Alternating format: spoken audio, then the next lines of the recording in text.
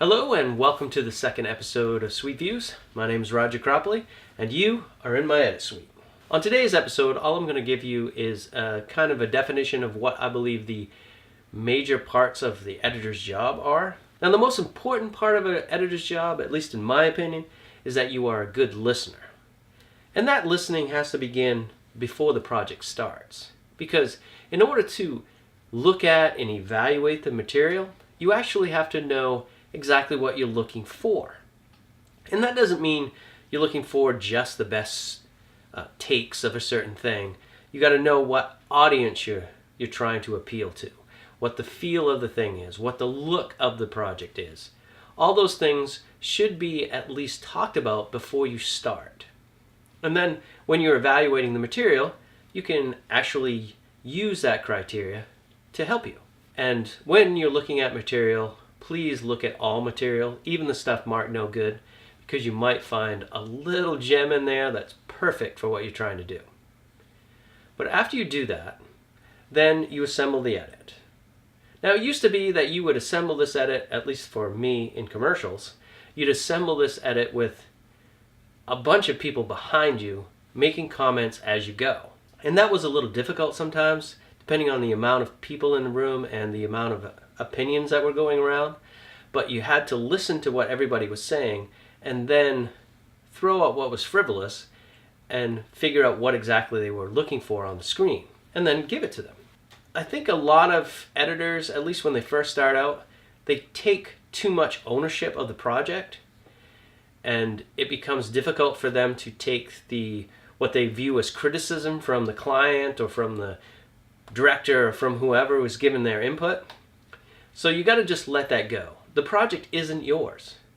They're paying you for a service, and you want to provide them with the best editorial possible, but you also have to provide them with the best listening ear possible, because ultimately it's their project, and you need to show them on screen what they want to see. Certainly it's all right to express your opinions and to give them options.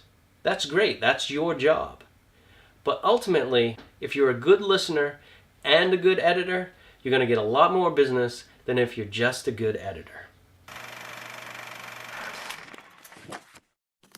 Now, since I've been talking about listening to clients, I'm going to give you a few things that I use for review.